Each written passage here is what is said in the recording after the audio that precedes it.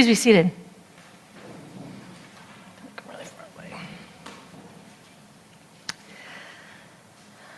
Quite a long time ago, I stopped giving up things for Lent. I started giving up things when I was really, really little. I was Catholic. I went to Catholic school. You gave things up, right? And I never really got it. Like, I kind of intellectually got it. Like, the grown-ups told me that, like, you give something up so that anytime you want it, then you realize how much Jesus sacrificed for you. Yeah. Like, it didn't really stick. Like, I didn't really feel like I was getting closer to God. Whatever. So, as a young adult, I was like, well, maybe I'll, like, take on a discipline. Like, maybe I'll try to do something new to build a new habit. And, not really. Like, I would do stuff. It would kind of stick. I'd get pretty good at it by the end of Lent. But by Pentecost, it's like I never did it at all, right? And one of the most memorable was about 10 years ago when I decided that I was going to stop saying snarky things about other drivers when I was driving. And my kids who were in high school at the time thought this was amazing. And they were the first to take me to task. Like, if I did it, they were like, you can't say that. You gave up doing that for Lent. And my boyfriend, my Jewish boyfriend, by the way, was all over that. And I was like, what do you know about Lent? And I got pretty good at it by the end of Lent, but by Pentecost I was snarky and nasty again. But it remains one of our favorites. And I hadn't thought about that in a really long time until I came across Pope Leo's invitation to us for Lent this year. And if you haven't read it, I'll read it to you. I see some heads nodding. I would like to invite you to a very practical and frequently unappreciated form of abstinence. That of refraining from words that offend and hurt our neighbor. Let us begin by disarming our language, avoiding harsh words and rash judgment, refraining from slander and speaking ill of those who are not present and cannot defend themselves. Instead, let us strive to measure our words and cultivate kindness and respect in our families, among our friends, at work, on social media, in political debates, in the media, and in Christian communities. In this way, words of hatred will give way to words of hope and peace. In this way, words of hatred will give way to words of hope and peace. That sounds hard.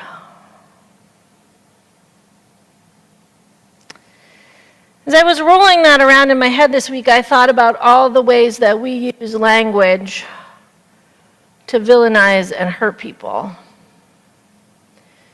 The ways that we harm people with the words we use about them. Illegal, monsters, animals. And even the ways that we think about people can harm them. My youngest daughter works in childcare, and she was at a training class this last weekend, one for mandatory reporters, learning how to spot child abuse and how to interact with kids who report it to you. And throughout the day, the instructors of this class kept referring to these children as victims. And she finally spoke up, and she said, "You cannot think about or interact with these children as if they are victims. Because when you do, you set them up for a lifetime of shame and regret. You have to interact with them and use the language of survivors.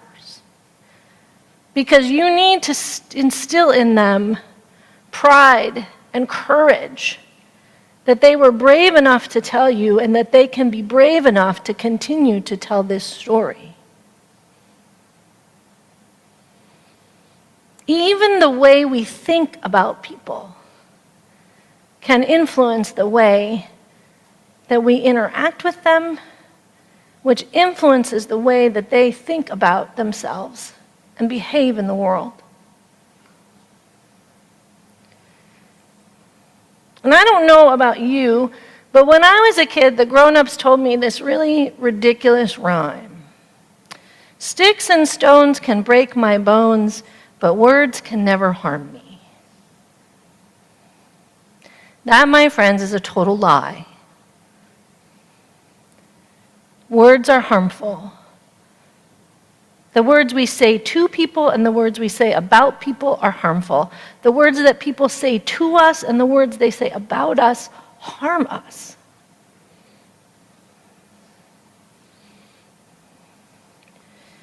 But what occurred to me this week as I read Pope Leo's invitation time and again was that the words that I say about other people harm me.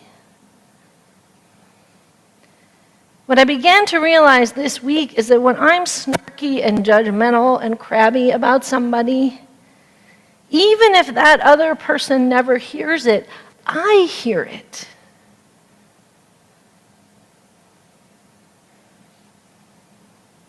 Psychologists will tell us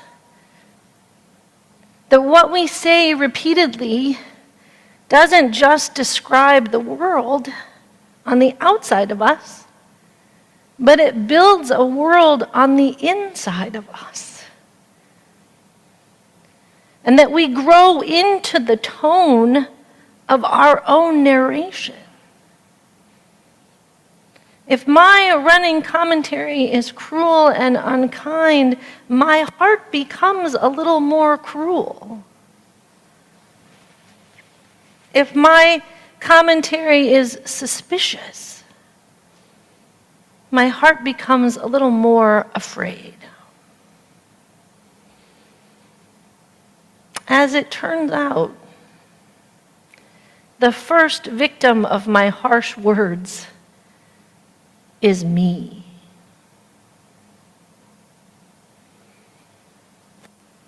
And I think that's what makes this invitation from Pope Leo so much more powerful and so much more important right now. The discipline of choosing words of kindness and respect, of choosing words of mercy and grace, won't just lead to the world around me being more peaceful, but I might just find that I become that way myself.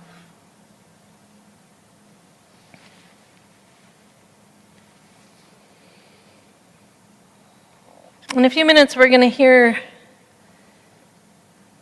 the very startling words that remind us that we are mortal, that death is near at every moment. Remember, you are dust, and to dust you shall return.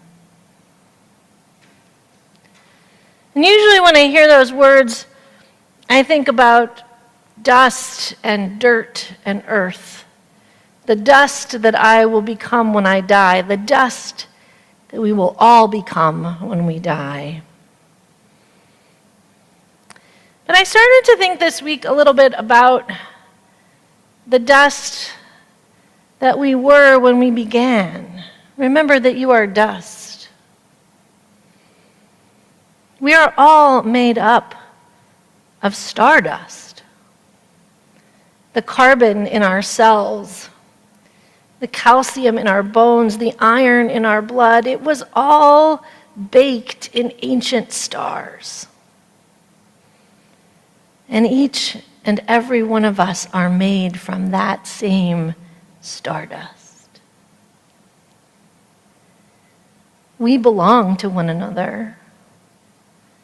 We share a beginning and we share an ending. And what happens in between can make us more open to grace or more close to it.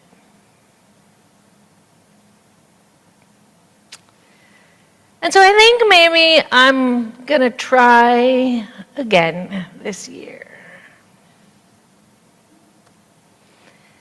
But instead of just not saying snarky things about other drivers, I'm going to try to figure out how to say nice things. How to find a way to generously interpret what is happening outside of me.